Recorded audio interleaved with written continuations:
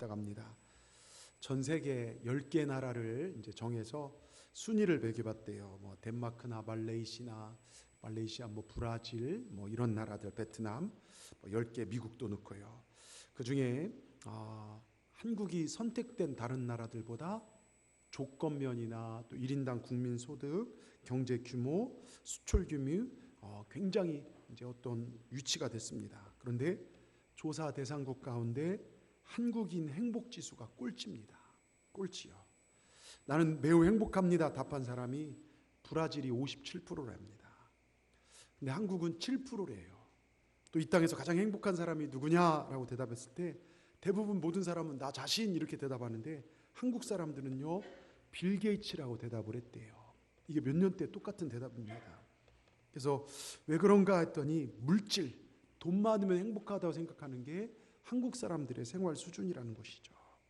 또 우리나라에 대한 자긍심도 많이 부족해서 기회가 되면 다른 나라 가서 살고 싶다 이런 생각을 하는 사람이 많이 있다는 겁니다. 그런데 다행스러운 것은 세계 어디를 가든 하나님을 예배하는 하나님의 백성들은 어디서 살든 행복하더라 이것입니다. 누구보다 행복지수가 높다고 이렇게 나왔어요. 그럼 묻습니다. 여러분 행복하십니까? 하루하루 살아가시는 것이 기쁨이 충만하십니까? 여러분 하나님의 은혜로 어떤 환경에서도 감사할 수 있고 예배할 수 있는 우리 동산의 모든 지체들 되셔서 하나님의 은혜와 축복이 흘러넘치는 우리 모두가 되시길 주의 이름으로 축원합니다. 오늘 본문을 통해서 우리가 몇 가지 이 새해를 맞이해서 축복의 메시지를 같이 나누고자 하는데요. 첫째, 우리 제목을 같이 한번 읽어보겠습니다. 복은 소유가 아니라 존재입니다. 제가 종종 하는 얘기인데요. 여러분 성경 특별히 히브리 문학의 특징은 강조하고자 하는 내용을 앞에 둬요. 그래서 시편 1편은 그런 점에서 가장 중요한 주제를 담고 있습니다. 그래서 시편이 시작이 복 있는 사람은 이렇게 돼요. 그러니까 시편의 서론이고 주제라고 할 수 있죠. 여러분 복 있는 사람이 어떤 사람인가 이 말씀을 통해서 오늘 우리가 도전받기를 원하는데요. 옛날 어떤 임금이 신하 2명을 불러서 야 우리나라 다니면서 잡초가 얼마 있는지 조사해라. 너는 우리나라 다니면서 꽃이 얼마나 많은지 조사해봐라. 여러분 1년 동안 조사하고 왔어요. 잡초를 연구한 사람이 보고하는데 왕이시여 우리나라는 온통 잡초뿐입니다. 온 나라가 잡초로 뒤덮여져 있습니다. 보고했고 꽃을 찾아 나섰던 신하는 왕이시여 우리나라는 온 나라가 완전히 꽃동산입니다. 꽃으로 덮여있고 우리는 꽃동산에 살고 있습니다. 자, 여러분은 지금 잡초 속에 살고 계십니까? 꽃 속에 살고 계십니까? 이게 뭐냐면 사람이 어떤 마음과 자세로 사느냐가 중요하더라 이것입니다. 어떤 마음과 눈으로 세상을 보느냐에 따라 얼마든지 세상은 다르게 볼 수 있다는 것이죠. 사막을 여행하다 물 반병 남았는데 어떤 사람은 야 이거밖에 안 남았네 이제 죽겠네 그런데 어떤 사람은 이거라 남았다 이걸 가지고 힘을 내자. 여러분 진실하게 오늘 이 아침에 물어보십시다. 여러분 진짜 행복하십니까? 어떤 환경과 조건이 아니라 여러분이 아는 사람들 가운데 어떤 사람 정도면 행복하라고 생각하십니까? 사실 알고 보면 그 사람들도 우리와 다를 게 없어요. 아픔과 근심과 염려를 가지고 삽니다. 저는 제가 강남에서 살다 왔지 않습니까? 7년 압구정동 또 타워팰리스 도곡동 역삼동 삼성동을 누비고 다녔어요. 수많은 교인들 가정을 신방하고 그 중에는 어마어마한 부자도 있고 정말 이름만 대도 알 수 있는 분들도 있고 큰 대학병원에 원장님도 계시고 큰 무슨 회사의 기업가도 있고 그런데 집에 가면요 다 똑같아요. 아픔도 있고 염려도 있고 부자라고 해서 하루 5끼 먹는 게 아니더라고요. 오히려 신경써 속 안 좋아갖고서 2끼밖에 안 드시더라고요. 여러분 사람들은요 어떤 여건 환경을 얻으면 행복할 것을 생각합니다. 지금보다 조금만 더 재물을 가져오면 또 높은 주위에 올라가면 행복할 것이라 생각을 하죠. 그래서 우리나라에 제법 잘 사는 100명의 재벌들과 100명 정도의 박사들 교수들을 모아놓고 행복합니까? 물어봤더니요 87%가 자신만만하게 아니라고 13% 정도만 글쎄요라고 대답을 했더랍니다. 여러분 가지고 싶은 것 다 가져보면 남들보다 좀 더 가져보면 남들이 갖지 못한 것 가지면 우리를 행복할 것이라 생각합니다. 그런데 기억하세요. 여건이나 환경이 나를 행복하게 해주는 게 아닙니다. 행복은 나 자신에게 있다는 것이죠. 복된 환경이 있는 것이 아니라 복된 사람이 있더라 이것입니다. 그리고 행복은 소유에 있지 않고 행복은 존재에 있어요. 내가 어떻게 사느냐에 따라 틀려집니다. 이번 네팔 선교 여행 중에요, 저 산속에 사는 저 고아원까지 차를 5시간 반을, 이렇게 3시간 거리인데 차가 막히니까 5시간 반을 차를 타고 갔어요. 정말 그 산속에 또 고아들하고 봉사를 하고 산속에 올라갔더니 제빵 민족이라는 민족이 살고 있습니다. 원래 이 부족은요, 저 정글 속에 사는 사람들인데 원숭이나 뭐 산짐승들을 잡아서 자급자족하고 사는 사람들인데, 원시 부족 같은 사람들이 네팔 정부에서 그들을 모아서 또 좀 이주를 시키고, 산속인데요, 여러분 생각하는 산이 아닙니다. 한참 올라가야 돼요. 그 몇천 미터 산 꼭대기에 살고 있어요. 그래서 어느 정도 문명과 맞춰서 집을 짓고 살고 있는데, 나무 집을 짓다가 지진 와서 무너져서 벽돌 집을 사는데 창문도 없어요. 집집마다 찾아가서 기도해주고 또 복음도 전하가는데요, 여러분들이 상상하는 그 상상 이하의 삶을 살고 있습니다. 어떻게 이런 데서 살고 있나? 그러니까 여러분, 우리 대한민국, 우리가 사는 게 얼마나 행복한지 몰라요. 물도요 얼마나 더러운지 모릅니다. 1년에 한 2-3번 씻는데요, 비 오면요. 하여튼 근데 몇몇 고백 중에요, 어떤 남자는 9 식구 중에 혼자 예수님을 먼저 누가 전도해서 영접을 했어요. 또 어떤 사람은 식구들 중에 엄마와 딸만 믿기도 해요. 근데 그들의 첫 번째 가서 고백하는 고백이 뭔지 아십니까? 좁은 길로 가길 원합니다. 좁은 길로 가길 원합니다. 여러분, 소유도 없어요. 정말 가난하고 여건도 어렵지만, 그리고 또 어떤 분들을 고백, 대부분 기도 제목이요, 제 영혼의 잘됨을 위해서, 영성을 위해서요, 영적 생활을 위해서 기도하더라고요. 그리고 우리가 밤에 모든 선교 일정을 마치고 아침에 예배하고 저녁에 기도회를 합니다. 한 명 한 명 고백을 하는데요, 저런 환경 속에서도 좁은 길 가기를 원하고 영성을 위하여 기도하는데, 우린 너무 좋은 곳에 너무 좋은 형편에 사는 우리는 너무 세속적인 기도 제목을 올리지 않았나. 때로는 쉽게 삐지고 신앙생활 쉽게 넘어진 우리의 모습들을 저들과 비교해 볼 때 너무 부끄러워서 회개의 고백과 함께 눈물이 터져 나왔어요. 선교팀도 울으면서 믿지 않는 내 부모도 구원하여 주시옵소서. 여러분, 믿음의 사람들에게 복이란 소유가 아닙니다. 내가 어떤 존재로 사는 자가 중요합니다. 여러분, 이번 선교를 갔는데요, 저희랑 같이 비행기를 타고 네팔 같이 갔어요. 저희는 이쪽 지역으로 선교를 갔고, 그 사람들은 뭐 교육봉사한다 하면서 뭐 히말라야 저쪽으로 교육봉사와 함께 트레킹 여행을 갔던 분들입니다.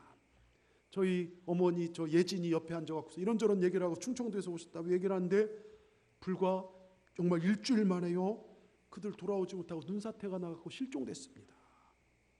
그 얘기를 듣는데요, 내일 일을 모르는 게 삶이구나. 그러게 언제든지 주님 만날 준비하는 삶, 주님께 드릴 열매가 풍성한 삶이 되어야겠다. 여러분, 다짐을 했습니다. 여러분, 소유는요, 내가 죽으면 다 놔버려야 할 것들입니다. 저에게 가끔 사람들이 물어봐요. 목사님 봄, 여름, 가을, 겨울 계절 중에 어떤 계절 좋아하세요? 근데 저는 그때마다 대답이 그래요. 저는 4계절이 다 좋아요. 봄에 연초록빛 새싹을 뜯는 그 초록빛의 새싹들 보면요, 너무너무 이쁘고요. 여름에 어떻습니까? 울창한 숲을 보느라면요, 얼마나 정말요 막 생동감이 넘쳐나고, 또 애들과 물놀이 할 거, 휴가할 거 생각하면 기쁘고요. 가을엔 단풍이에요. 또 쌀쌀한 날씨와 또 풍성한 열매, 인생의 의미와 맛을 가르쳐 주지 않습니까? 겨울 쨍하고 추운 날 정신이 번쩍 들고요, 탁 코트를, 바바리 코트를 탁 해서 몸매를 가리기도 좋지 않습니까? 하여튼 근데요, 어떤 분들은요, 입에 싫다를 달고 죽겠다를 달고 사는 사람들이 있어요. 봄은 꽃샘추기 싫다고, 황사가 너무너무 싫다고, 여름은 덥고 땀나고 그냥 장마가 싫어 죽겠다고, 가을은 처량하고 낙엽 떨어질 때 막 허무해서 싫다고, 겨울은 눈도 바람도 추위도 막 싫다는 사람들, 이런 사람들 그냥 죽어야 돼요. 살 필요가 없어요. 여러분, 행복한 사람은요, 일이 많아서 좋아요. 일이 없으면요, 자유를 누릴 수 좋고요, 건강하면 내가 활기차게 주를 위해 일할 수 좋고, 잠시 아파 병원 누워보거나 아파 인생을 돌아볼 수 좋고요, 순탄할 때 감사할 수 있고, 평안을 노래할 수 있고, 역경 가운데는 내 자신을 단련하고 내 영혼을 정화시킵니다. 겸손을 배웁니다. 그래서 복은 환경이나 소유의 문제가 아니라 존재의 문제라고 하는 것입니다. 여러분, 분명히 아십시다. 소유냐 존재냐, 적어도 우리 예수 믿는 사람들은 복된 존재가 돼야 복이 따라오더라 이것입니다. 여러분, 궁인지사 번역밥이 몇 번을 말씀드렸습니다. 안 되는 놈은 뒤로 넘어져도 코가 깨져서 코피 흘린답니다. 근데 복 있는 사람은요, 걸다가 넘어지면요, 산산불이 금덩어리 앞에 자빠져 그거 들고 일어난다는 거예요. 여러분, 재물만 따라다니는 사람이 있고 재물이 따라오는 사람이 있듯이 행복이 어디 있을까 쫓아다니는 사람이 있고 행복이 이 가정에 따라온 사람이 있고, 복 있는 존재가 되면요, 내가 복을 따라가지 않아도 복이 따라오는 걸 믿으시길 바랍니다. 여러분, 죄를요 한자로 보면요 넉사자 밑에 안일피자예요. 죄를 지면요 악인의 길은요 동서남북 어디를 가도 아니 됩니다. 이겁니다. 그런데 복 받는 존재는요 사방 어디를 가도 복이 따라오더라 이것입니다. 저는 동산교회 오늘 예배드린 여러분 모두가 복이 막 쫓아오는, 복을 쫓아가고 여기 복 주세요 이게 아니라 하나님이 정말 엄청난 복을 밀어넣어 주시는 그런 축복의 주인공들이 다 되시기를 주의 이름으로 축원합니다. 두 번째요, 생각을 복되게 하라. 그러면 복이 임할 것입니다. 우리 믿음의 사람들은 부정적 생각하면 안 돼요. 참새 시리즈에 보면요 이런 이야기 제가 종종 얘기했죠. 참새들이 포수의 총에 맨날 당해서 참새구이로 팔려나가니까 지들이 회비를 걷어서 방탄조끼를 단체로 구입했답니다. 방탄조끼를 딱 입은데요, 포수가 아무리 탕탕 쏴도요 다 안 죽고 무사하니까 참새들이 막 신이 나갖고 어깨동무 따가더니 야야 야야야야 야야야야야야. 근데 포수가 열받아서 기관총으로 따라락 깔겼대요. 근데 한 마리도 안 죽었는데 끝에 있는 참새놈 한 마리가 총에 맞아 죽었대요. 왜 방탄조끼가 잘못됐나 이유를 살펴보니까요, 다들 막 어깨동무하고 야야야야 하는데요 혼자 튀었어요. 꼭 혼자 튀는 놈이 있어요. 다 어깨동무 혼자 조끼를 들었다 뺐다 꽃바구니 옆에 끼고 이랬답니다. 나물 캐는 아가씨야 이러다 총 맞았대요. 꼭 튀는 사람들이 있더라 이것입니다. 여러분, 신앙은요 내 생각대로 가는 게 아닙니다. 나랑 노선 맞으면 올라타는 버스가 아니라 하나님의 말씀대로 가는 것입니다. 튀다가 자기 생각 내세우다가 불평하다 원망하다 방한 이스라엘의 여러 성경의 역사를 우리는 알 수 있습니다. 오늘 1절에 보면요, 악인의 꾀, 죄인의 길, 오만한 자의 자리, 갈수록 커집니다. 처음에는 생각만 이거 할까? 그러다가 이제 죄인의 길에 서서 갈팡질팡해요. 확 돌아서야 하는데 나중에는 아예 죄 짓고 거기에 눌러앉아서 오만한 자가 되어버립니다. 사도행전 13장 22절을 보십시오. 패하시고 다윗을 왕으로 세워 증언하여 이르되 내가 이 세 아들 다윗을 만난 내 마음에 맞는 사람이라 내 뜻을 다 이루리라 그럽니다. 그런데 누굴 패했습니까? 누굴 패했죠? 하나님이 최초로 버린 사울이에요. 처음에 사울을 세웠는데요, 왜 사울을 왕의 자리에 내어버리고 그 인생이 비참하게 끝내버립니까? 처음에 사울은 복 있는 자로 시작했어요. 근데 시간이 지나면 하나님과 반대로 갑니다. 악인의 꾀를 따르고 죄인의 사람들에게 혹하고 넘어가더니 나중에 오만한 자리에 눌러 앉아버립니다. 몇 가지 얘기해 볼까요? 하나님께서 전쟁 나갖고서요 내가 승리케 해줄 테니 절대로 그 나라에 있는 것들 다 죽여라. 아무리 좋아 보여도 가지지 말라 했는데 어떻게 합니까? 좋은 황소랑 좋은 것들을 챙겨와요. 그러면서 하는 이유가 그거 왜 챙겨왔냐 물어보니까 하나님께 제사 드리려고요. 하나님께 바치려고요. 하나님 마음이 상합니다. 그리고 또 전쟁이 터집니다. 제사장이 와서 제사를 드려야 하는데 아무리 기다려도 마음은 급해 죽겠는데 제사장이 늦습니다. 어떻게 합니까? 어차피 제사 누가 드리나 똑같지 하면서 자기가 제사의 불을 드려버려요. 하나님 성경을 통해 제사장을 하나님이 세우셨습니다. 제사를 통해 제사를 드리도록 하셨는데 급하다고 편하다고 자기 마음대로 자기가 제사를 드립니다. 이것처럼 오만한 것이 없습니다. 말씀대로 가지 않는 것입니다. 그때 하나님께 사울 넌 끝이다. 네가 지린 제사 형식은 똑같을지도 몰라 난 받지 않는다. 사울과의 관계를 끝내버리십니다. 전쟁에 지고요 그때부터 비참한 길을 걷고 죽습니다. 다윗은 어떻습니까? 날이 갈수록 하나님 더 사랑해요. 하나님 마음에 아파합니다. 하나님 말씀 존중 여기고 하나님 기뻐하는 것 나도 기뻐하고 하나님 싫어하는 것 싫어하고 말씀이 들어올 때는요 왕이 너무 기뻐서 법궤가 들어올 때 덩실덩실 춤추다 바지가 내려갔어요. 여러분 그 정도로 체면이나 이런 게 없어요. 하나님 앞에서 어린아이처럼 기뻐 뜁니다. 하나님 정말 아방구 같은 왕국에 사는 것보다 하나님 성전 교회 하나님 성전에 성전 문지기로 있는 게 더 좋다고 고백할 정도입니다. 여러분 우리도 이렇게 사십시다. 편한 대로 그것이 아니라 내 생각대로가 아니라 말씀대로 사십시다. 여러분 말씀 따라 살 때 거기에 은혜가 있는 줄 믿습니다. 우린 악착같이 내가 뭘 얻어보려고 쫓아다니는 존재가 아니라 정말 하나님이 이끄신 대로 살아갈 때 하나님께 달려붙을 때 여러분 세상에서 제일 센 놈이 누군 줄 아십니까? 예? 걷는 놈 위에 뛰는 놈 있고요, 뛰는 놈 위에 나는 놈 있고요, 나는 놈 위에 붙어 다니는 놈이 제일 세요. 예? 붙어 있으면요 그냥 따라가요. 우리가 하나님께만 붙어 있으면 여러분 이 종이 한 장은 그냥 찢어져요. 근데 철판에 붙으면 안 찢어집니다. 우리가 하나님께 붙어 있으면 우리는 하나님 것이 되는 거예요. 그래서요 제가 기도하는데 네 가지 마음을 주시더라고요. 이 네 가지 제가 칼로 했는데요, 여러분 적으면서 하나님께서 우리 동산교회 여기에 더 집중하기를 바라십니다. 첫째, 예배입니다. 여러분 모두 예배에 생명을 거시길 주의 이름으로 축원합니다. 우린 예배하기 위해 창조됐습니다.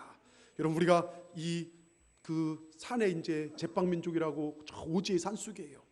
거기 갔는데요, 그 사람들은 교회가 2시간 거리가 넘어요. 그 사람들 걸음으로 2시간이지 우리 하여튼 네팔 가면 뭐 차 타고 3시간이다 그러면 5시간 생각하면 되고요, 걸으면 2시간이다 그러면 5시간 건다고 생각하면 돼요. 그 거리를 와서 예배를 드려요.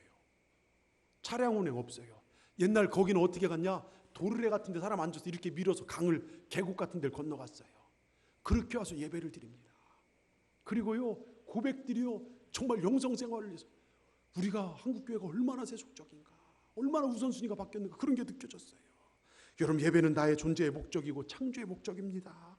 주일 성수는 목숨 걸고 지키시길 주의 이름으로 축원합니다. 모든 예배에 최선을 다하시길 바랍니다. 여러분 하나님 만나는 장소가요 이 예배의 장소예요. 우린 주님 만나러 이곳에 왔습니다. 두 번째요, 기도입니다. 2020년 한 해는 더 기도하는 한 해가 되시길 주의 이름으로 축원합니다. 기도는 만사를 변화시킵니다. 기도하면 죽어간 자가 살아납니다. 기도하면 인생이 변화됩니다. 기도하면 역사가 일어납니다. 그런데 지금 어느 시대보다 기도가 사라지고 있어요. 지금 시대 교회는 한국 초창기 교회보다 시설 좋아요. 우리 정말 성도들의 수준도 높아졌습니다. 이렇게 추운 날에요 따뜻하게 예배 잘 드립니다. 교회에서 찬양 운행도 드립니다. 말씀도요 목사님들이 얼마나 잘 전하는지 몰라요. 근데 딱 하나 예전만 못한 게 뭔지 아십니까? 기도예요. 올 한 해 기도에 최선을 다하십시다. 그래서 하늘 보좌를 움직이십시다. 하나님께서 하늘의 창고를 활짝 열고 놀라운 응답과 축복의 역사를 막 쏟아부을 수 있도록 기도하시는 우리 모두가 되기를 주의 이름으로 축원합니다. 새벽 제단도 열심히 쌓으십시다. 새벽에 내가 너를 도우려 하는 성경의 말씀 붙잡고 기도하십시다. 여러분 우리가 기도하면요 마귀가 떠나갑니다. 우리가 이기게 돼 있습니다. 여러분 우리가 호흡을 통해서요 몸을 상하게 하는 이산화탄소를 내뿜고 우리 몸을 살리는 산소를 들이마시듯이 우리가 기도할 때 걱정과 근심과 인생의 허무들이 다 밖으로 나가고 하나님의 성령의 생기와 능력이 우리에게 들어와서 우리가 건강한 삶을 살게 될 줄 믿습니다. 창원에요 어느 교회 한 집사님이 사업이 부도가 났어요. 그 집사님께서 얼마 전 목사님을 찾아와서 상담을 기도를 받습니다. 목사님 빚 정리하고 다 나니까 전 재산 300만 원밖에 안 남았습니다. 그래서 영업용 택시운전 기사가 되려고 결정했습니다. 사고도 나지 않아야겠지만 저를 아는 사람들, 함께 골프 치고 막 즐겼던 사람들이 제가 운전한 택시에 타면 창피해서 죽을 것 같으니까 그런 사람 안 타게 좀 해달라고 기도를 부탁해요. 예. 그래서 목사님 머리에 스치는 생각이, 집사님에서 이렇게 말했어요. 집사님, 회사의 대표로 일하시다가 택시 운전하겠다는 그 용기 존경스럽습니다. 근데 쉬운 일이 아닐 것입니다. 24시간 일하고 24시간 쉰다고 하는데 잘 견뎌낼 수 있겠습니까? 아유 그래도 해야죠. 그러면 한 달간 기도해 보시고 하십시오. 한 달만 새벽 기도 나와서 앞자리에 앉아 기도해 보십시오. 그래도 하나님께 다른 길을 열어주지 않으면 그때 그 일을 하는 것이 좋을 것 같습니다. 그런데 이분이 순종을 잘해요. 그 다음 날부터 이 집사님 네 분이 새벽 기도 제일 앞자리 나오셔서 기도합니다. 근데 놀라운 게 한 달쯤 지났을 때 예전에 거래했던 일본 회사의 한 회장으로부터 전화가 왔어요. 내가 들으니 당신이 사업을 그만둔다고 하는데 그러면 안 됩니다. 내가 오늘까지 많은 사람들을 만났지만 당신처럼 인품 좋은 사람 만나보지 못했습니다. 당신이 너무 귀해서 그러니 내가 도와주고 싶습니다. 사업을 다시 시작해 보십시오. 여러분 모든 걸 도와줬어요. 사업을 시작했는데 첫 달 11조가 700만 원이었답니다. 첫 달이 아니고 첫 달부터 이렇게 잘 되기 시작해서요. 그 교회도 큰 교회인데 적은 편이 아닙니다. 얼마 후에 11조가 700만 원. 1년 말고요. 한 달. 예? 놀라지도 않네요. 뭐 그 정도 다들 하시죠? 제가 보니까 없던데. 예. 지금은요. 몇 천씩 하신답니다. 몇 천씩이요. 1년이 아니라 한 달이에요. 남 얘기라 별로고. 예. 여러분 우리 중에도 이러한 주인공들이 나오길 주의 이름으로 축원합니다. 예? 기도 시간에 우리 삶이 바뀔 줄 믿습니다. 하나님께서 괜히 우리에게 기도하라고 한 것이 아닙니다. 지난주에 설교 가난을 부유로 바꾸신다고 했어요. 표정들이 언제 목사님 그런 말씀을 하시 이런 표정들인데요. 우리 주님은요 모든 걸 바꿔주신 분인 줄 믿습니다. 기도하면 하나님께서 우리 삶 가운데 역사하실 줄 믿습니다. 또한 세 번째가 말씀이에요. 말씀을 읽고 듣고 공부하는 일에 최선을 다하십시다. 여러분 교회 오래 다녔지만 말씀을 몰라서 어떤 방법 어떤 경험으로 나간다면 이건 하나님의 종이 아니라 사단의 종 역할을 감당할 수 있어요. 예. 말씀을 알아야 하나님 싫어하신 거지 하나님 기뻐하신 게 무엇인지 알게 됩니다. 내가 말씀을 사모하는 게 어디서 나는 줄 아십니까? 교회 집회나 있거나 성경 공부를 대할 때 아유 귀찮게 또 해? 이건 내가 하나님부터 많이 멀어진 거예요. 그만큼 세상이 익숙해진 거예요. 근데 말씀 집회가 열리고 하면 내가 은혜 받을 기회다. 야 감사합니다 할렐루야. 여러분 우리 2월 달에요 사경에도 있고 교회 부흥회도 있습니다. 기쁘시죠? 야 내가 은혜 받을 정말 은혜 받을 일들이 겹겹이 막 나한테 다가오구나. 이 거룩한 말씀 잔치 내게 복이 되는 잔치에 내가 열심히 참여해야지. 이런 표정들 두 분밖에 없네요. 예? 여러분 천국은 침노하는 자의 것이라겠습니다. 환경을 뛰어넘고 상황을 뛰어넘으시길 바랍니다. 요한복음 15장 7절 너희가 내 안에 거하고 내 말이 너희 안에 거하면 무엇이 원하는 대로 구하라 그러면 이루리라. 기도응답은요 말씀 안에 구할 때. 왜 호렙산이나 부흥회 때 응답이 확실히 되는 줄 아십니까? 사모하기 때문에 그래요. 여러분 사모하며 나갈 때 하나님 우리 가운데 역사하실 줄 믿습니다. 끝으로 우리가 더 집중할 게 전도와 선교입니다. 올해는요 주님께서 가장 기뻐하신 것이 전도와 선교인데요 그 다른 어느 해보다 여러분 열심히 전도하십시다. 뭐 정치 또 이것저것 신천지 그 목사님들의 정치 이런 것 통해서 많이 교회 전도가 유축되지만 우린 그런 거 신경 쓰지 마십시다. 우리 오직 예수님만 증거하고 사십시다. 우리 주위에 전도하고 또 선교하십시다. 여러분 이번 선교 특징 중에 하나가 눈물이 회복되어진 거예요. 예. 첫날 비행기를 새벽 4시 반에 가서 수속하고 타고 도착하니까 거의 밤중에 도착했어요. 우린 4시 반이지만 거기 밤 8시면 3시간을 더 플러스해야 돼요. 예? 그리고 다음날 숙소에서 자고 다음날 딱 나가서 학교에 도착하고 그 애들을 보는데요 막 눈물이 가슴속에서 막 눈물이 터져 나와요. 그리고 다음날 정말 하여튼 차 운전사가 너무 세게 해서 목숨 걸고 이동을 해서 5시간 반을요. 나중에 한번 네팔 가시면 알 거예요. 제 말이 무슨 말인지. 5시 반 가서 그 고아원에 들어가고 그 산 위에 올라가서 우리 팀들이 다 올라가서 발을 딛는데 첫 집을 예배하고 거기서 그곳에서 그 평신도가요 그 오지에서 예배를 인도해요. 그들의 기도 제목을 나누고 다른 가족 인도하는데 막 가슴 쪽에서 눈물이 막 폭받쳐 나는 거예요. 엉엉 울고 싶은 그런 마음들이요. 선교사님이 얘기하는데 하나님이 주신 마음입니다. 하나님이 이 영혼을 사랑하는 그 마음이 느껴집니다. 그 땅에 우리를 보내신 하나님의 목적을 발견했어요. 그 지역에 교회를 세우라는 것입니다. 놀라운 것은요 저희가 해마다 필리핀 선교를 갔습니다. 사실 경비적으로도 시간적으로도 부담이 덜 돼요. 그래서 올해도 그렇게 할까 하다가 하나님께서 네팔을 기가 막히게 보여주셨고 그것으로 우리를 이끄셨습니다. 월요일 새벽 4시 30분에 출발하는 우리 팀을 공항까지 이끄시는 관광버스 기사분께서 그런 이야기를 하세요. 순천의 한 교회가 어제 선교 가기 위해 우리보다 먼저 올라갔는데 마닐라에서 화산 폭발하여 여수 동산교회 여러분들을 공항에 내려들 그분들을 선교도 못한 그분들을 데리고 내려와야 한다는 거예요. 그 얘기를 듣는데 얼마나 감사한지. 만약에 우리가 필리핀을 했다면 우리 못 갔을 거예요. 그럼 얼마나 유축되겠습니까? 근데 우리가 가서요 그 땅에 가서 예배드리는데요 얼마나 감사한지 모릅니다. 올해 우리 교회가요 선교의 지경을 더 넓히기를 원합니다. 우리가 가는 선교도 있지만요 저 키르기스탄이나 인도나 네팔이나 터키, 요르단, 팔레스타인, 라오스, 레바논, 필리핀 또 국내 선교하시는 목회자 여러분들을 우리가 더 돕기를 원합니다. 여러분 선교는요 하나님의 마음이 있는 곳이에요. 그곳에 하나님께서 복의 복을 더하실 줄 믿습니다. 저는 담임 목사로서요 우리 모든 분들이 복을 받기를 원합니다. 이번 선교를 가면서 정말 낮에는 막 고생하고 되게 힘들었어요. 여정들이 힘들지만 저녁에 모여서 기도회를 하는데 다들 그런 고백을 해요. 우리 동산교회 다니는 게 너무너무 기쁩니다. 우리가 예배드리고 선교할 수 있으면 너무너무 기쁩니다. 저는 담임 목사로서 제일 기쁜 소식이 있다면 우리 교회 다니는 게 기쁨이고 우리 성도들이 잘 되는 얘기 들으면요 그게 얼마나 기쁜지 몰라요. 믿음이 회복되어지고 가정이 살아나고 하나님의 은혜로 이런 복을 받았습니다. 여러분 올 한해 이 네 가지만 집중해 보십시오. 예배 잘 들으십시다.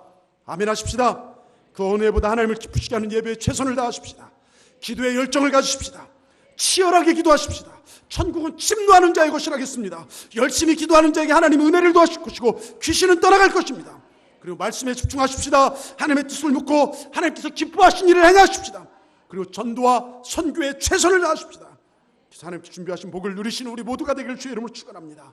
하나님 저 이제 복 그만 주셔도 돼요 할 정도로 여러분 인생 가운데 하나님이 몰아주시는 그런 복이 넘쳐나기를 주님의 이름으로 축원합니다. 축원합니다. 끝으로 하나님께 전 인생을 걸고 사는 자는 하나님께서 책임져 주는 그런 축복의 형통의 복이 임하게 된다는 것입니다. 한국교회 초창기에요 이런 일이 있었답니다. 한 선교사님이 마차를 타고 가다가 시골교회에서 저녁 예배 설교를 했대요.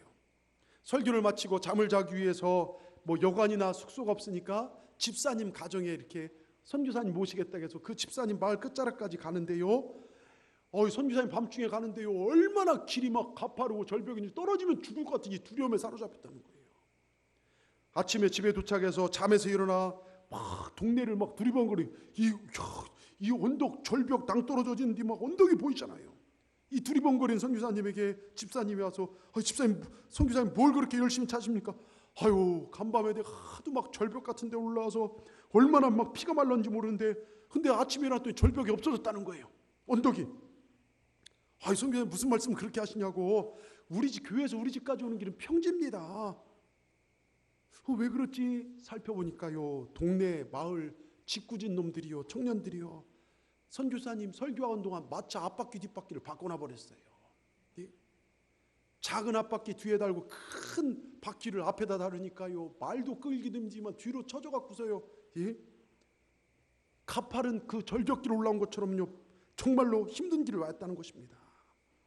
여러분 왜 선교사님이 이렇게 힘든 고갯길을 가야 했습니까? 앞에 있어야 할 것이 뒤로 가고 뒤에 있어야 할 것이 앞으로 왔기 때문에 그래요. 우리가 예수님 앞에 서고 나는 뒤에 서고 믿음은 앞세우고 욕심은 뒤에 묻어두고 말씀은 앞세우고 내 자아는 뒤로 가고 여러분 거기에 평안이 있고 형통이 있고 은혜가 있다는 거 기억하시기 바랍니다. 우선순위 바뀌면요 잘 사는 것 같죠? 인생 고달파지는 것입니다. 여러분 우선순위가 바로 될 때 하나님께서 책임지신다는 것. 그래서 오늘 성경에 복 있는 자들은 삶의 우선순위를 바로 정합니다. 언제나 말씀이 중심이 됩니다. 때론 무모해 보여도요 시대에 뒤처진 소리 같아도 멀리 돌아가는 것 같아도 하나님 주신 하나님의 방법을 따르는 것이 가장 좋은 길이고 성공하는 것이라는 거 여러분 믿으시길 바랍니다. 성경에요 대표적으로 대비되는 두 사람, 하나님이 패한 사람, 하나님이 버려버린 사람 사울이 있고 하나님 마음에 쏙 들어서 하나님이 뭐든지 이뻐서 주고 싶은 사람 다윗이 있습니다. 보세요 블레셋이 거인 삼손 앞세우고 쳐들어왔습니다. 사울은요 겁에 질려서 하나님 의지하는 것이 아니라 앞에서 골리앗만 계산하고 있어요. 성경에 보니까요 아주 심각할 정도로 골리앗만 묵상하는데요 골리앗은 블레셋 싸움 돕는 자다. 와 아주 심각할 정도로 막 키가 크다. 가드 사람이다. 키가 3m 30이다. 머리는 노트북에서 화살이 들어가지 않는다. 몸은 비늘가 보이는데 그 무게가 갑옷만 50kg가 된다. 머리는 창자루가 배틀채 같아 한 번 휘두르면 우린 다 죽을 것이다. 앞에 방패 든 자가 있다. 와 골리앗을 우리가 절대로 이길 수 없다. 안 된다. 묵상하다 보니까 이 결론이 나왔어요. 성경에 보면 이 골리앗이 뭐 대단하고 그 생명의 말씀이 4절이나 써 있어요. 계산하다 두려움에 사로잡힙니다. 무서움에 사로잡혀서 어떻게 할 수도 없어요. 이때 어린 다윗이요 형들 보러 갔어요. 그 장면 보고 열받아서 사울 앞에 나갑니다. 다윗이 말을 하는데요 뭐라고 한 줄 아십니까? 골리앗을 상대로 하는데 사울은 4계절을 통해서 골리앗 묵상했다면 다윗은 40절이 넘는 내용을 하나님을 묵상하고 찬양합니다. 하나님을 선포합니다. 여러분 이것이 믿음의 삶이에요. 이것이 예수 이름의 능력이 나타나는 삶입니다. 보십시오. 왜 우리 인생에 골리앗 같은 존재가 없겠습니까? 물질의 골리앗이 딱 버티고 서 있어요. 질병의 골리앗이 딱 버티고 서 있습니다. 나를 힘들게 하는 관계의 골리앗 얼마나 많은 것들이 정말 우리를 힘들게 받고 있습니까? 그것을 묵상하면 이겨낸 힘이 없어요. 내 인생 안 돼, 좌절할 수밖에 없지만 다윗처럼요, 하나님이 함께 하시면, 하나님 묵상하시고 하나님을 선포하시면 여러분 이겨낼 줄 믿습니다. 다윗이요, 사울 앞에서 하나님을 선포하고 찬양합니다. 왕이시여, 저는 어리지만 사자의 발톱, 곰의 발톱에서 하나님이 저를 지켜주셨습니다. 이 덩치 큰 골리앗 제가 물리칠 수 있어요. 하나님 저를 지켜줄 것입니다. 그리고 골리앗 앞에 딱 섰어요. 막 골리앗이 가짜 나서 막 우습게 보니까, 야, 너는 칼과 창과 단창을 들고 나오지만 나는 만군의 하나님 이름, 여호와의 하나님 이름으로 나간다. 너는 오늘 짐승밥이 될 것이다. 전쟁은 하나님께 속한 것이다. 계산이 없어요. 상대를 보고 환경을 보는 게 아니라 하나님만 바라봅니다. 여러분, 그러니 어떻게 합니까? 승리합니다. 이게 말씀이 살아 역사하는 신앙입니다. 오늘 2절에 보면요, 오직 여호와의 율법을 출구하여 그의 율법을 주야로 묵상하는도다. 뭡니까? 하나님만 생각했다는 거예요. 다윗처럼요, 여러분 우리도 하나님 말씀만 묵상하시길 바랍니다. 이 묵상이 하갈하게요, 히브리 말로 읊조리고 다니고, 늘 길을 걸어도 읊조리고 어디를 가도 하나님 말씀 읊조리고 다니는 겁니다. 하나님만 생각 너무 좋다는 거예요. 어제 비행기를 타고 제가 제 몸뚱이가 시릴 때가 있어요. 비행기나 차 타면 바로 잠들었으면 좋겠는데요, 한 6시간 타고 오는데 잠이 안 오는 거예요. 그러니까 꼬박 날을 샜죠. 여기 와서도 버스 타고 오는데 버스에서 1시간 반 정도 이렇게 잠들었던 것 같아요. 와서 이제 주보 짜야죠, 설교 준비해야죠. 그리고 또 설교를 가지고 우리 성도들 오는데 은혜 받게 해달라고 또 여기 올라와서 저녁에 기도를 하는데요, 얼마나 감사한지 몰라요. 내가 하나님을 찬양합니다. 우리를 사랑해주신 하나님, 선교정 속에서 사단의 방해도 있었어요. 아픔도 주고 정말 어려움도 있었지만 다 이겨내고 와서 하나님 일을 감당한 거 생각하니까 너무너무 기쁜 겁니다. 예? 하나님만 생각하고 하나님만 묵상하니까요, 너무너무 좋다는 것입니다. 여러분, 시편 곳곳에서 다시요, 나의 힘이 되신 여호와여, 여호와는 나의 산성이요 피할 바위시고 나의 요새시라. 천지를 창조하신 하나님, 새벽에 나를 도우신 하나님, 곰의 발톱에 사자의 이빨에서 나를 건지신 하나님, 하나님 나를 사랑하시는구나. 주야로 묵상하니 그 하나님의 능력이 나를 이기게 하더라, 이것입니다. 3절요, 그는 시냇가에 심은 나무가 철을 따라 열매를 맺으며 그 잎사귀가 마르지 아니함 같이 그가 하는 모든 일이 다 형통하리로다. 할렐루야. 여러분 모두가 형통하길 주의 이름으로 축원합니다. 여러분, 시냇가에 심은 나무도 어려운 일을 당해요. 태풍 오면 가지가 부러질 수도 있습니다. 힘든 일을 만날 수도 있습니다. 그런데 시냇가에 심은 나무는요, 이 시냇가가 뭔지 아십니까? 우리 주님이에요. 우리 주님께 인생의 뿌리를 받고 사는 사람은, 주님만 묵상하고 주님만 따르는 사람은, 주님을 사랑하는 사람은 끊임없이 하나님의 능력을 공급받아서 이기게 되는 것입니다. 시마다 때마다 필요할 때마다 하나님께서 은혜와 사랑을 공급해 주십니다. 그래서 그는 형통케 됩니다. 여러분, 이 여기서 형통이요, 원어로 바라크라고 해요. 바라크. 이게 장수, 축복, 가정의 평안, 자녀의 복된 미래, 부유함, 이 모든 것이 들어있는 히브리 단어가 바라크입니다. 하나님께 뿌리박고 살면, 하나님 중심으로 복 있는 존재로 살아가면 이런 복을 주신다는 거예요. 다윗 보세요. 어떤 상황에도 상황경과 상황을 살피지 않고 오직 주님만 바라봅니다. 그리고 선포했습니다. 야 골리앗, 너 내 얘기 한번 들어봐봐. 그리고 사울왕, 당신도 들어보시오. 전쟁 네가 하는 것 같지? 아니다. 하나님이 하신다. 전쟁은 하나님께 속했다. 승리는 내 것이다. 그리고 승리해버렸어요. 이게 믿음입니다. 다윗의 믿음이 이 믿음입니다. 여러분, 이 선포가 중요해요. 올해 우리 달력이 매일 감사합니다. 작년에 이어서요. 날마다 그 감사, 우리 안 보고 지나갈 때만데 어느 날 그걸 딱 보면요, 기가 막히게 그 구절이 내 마음에 와닿아요. 감사를 선포하십시오. 여러분, 내가요 믿음을 선포하면 하나님이 들으십니다. 야, 네가 나를 기쁘게 하는구나. 내가 너를 도우마. 또 선포하면 내가 듣는 거예요. 흔들리지 않습니다. 또 내가 믿음으로 선포하면 식구나 옆 사람들이 듣습니다. 주변까지 은혜를 끼치는 거예요. 그래서 복의 근원이 되는 것입니다. 그 사람을 통해 복이 흘러가는 것입니다. 그리고 마지막으로 마귀가 들어요. 귀신이 들어요. 그리고 마귀가 절망합니다. 마귀의 힘을 잃게 만듭니다. 여러분, 귀신의 힘을 복돋는 그런 성도가 되지 않기를 주의 이름으로 축원합니다. 하나님의 힘을 복두고 성령의 충만을 받는 우리가 되기를 주의 이름으로 축원합니다. 귀신이 떠나가는 삶을 살기를 주의 이름으로 축원합니다. 우리가 믿음을 선포할 때요, 하나님이 나와 함께 한다는 믿음을 선포할 때 정말 하나님이 우리를 도와주신다는 걸 믿으시길 바랍니다. 어떤 여인이요, 태어나면서 두 팔이 없이 태어났어요. 불행하죠. 근데 어떻게 우여곡절로 남자를 만나 결혼했는데요, 이 남편이 알코올 중독이 돼버렸어요. 폐인입니다. 멀쩡한 직장에서 해고당해서 1년 이상 무의도식 갑니다. 그 그때 그 여인이 선택한 것이 수면제를 사고 먹고 죽어야겠다, 자살이 아니라 찬송과 기도였어요. 대부분 사람들 같은 원망하고 왜 안 되냐고 하나님께 따지고 교회 다녔는데 결과 이것입니까? 원망하고 심지어는 자기 생명을 끊어버릴 수 있었을 것입니다. 근데 그렇지 않고 그 어려울수록 죽어라 하나님께 집중했어요. 기도하고 또 찬송하고 죽어라 찬송하기만 했더니요, 문제가 해결되고 남편의 알코올 중독이 끝나고 집안에 부유한 복이 들러들어오기 시작합니다. 말도 안 되는 소리 같지만 이게 신앙의 힘입니다. 여러분 믿으시기 바랍니다. 사도행전 16장 25절에 한밤중에 바울과 실라가 기도하고 하나님을 찬송하니까 죄수들이 듣더라. 빌립보 감옥에 갇힌 바울과 실라는요, 한밤중에, 인생의 한밤중에, 복음 전화 두드려 맞아서 감옥 간 그 한밤중에, 내일 무슨 일을 당할지 모르는 그 두려움의 한밤중에 하나님을 찬송했습니다. 기도했습니다. 그 밤에 옥문이 열리고 그들을 감고 있는 착고 쇠사슬이 풀려져요. 여러분, 단순히 기도하고 찬송할 때 그들이 할 수 없는 불가능한 일을 하나님께서 천사를 통해 역사하시더라 이것입니다. 우리도 이렇게 사십시다. 발버둥 노력으로 살지 마시고요. 제가 종종 하는 예화 중에요, 저 제천에서 실제로 있었던 실화예요.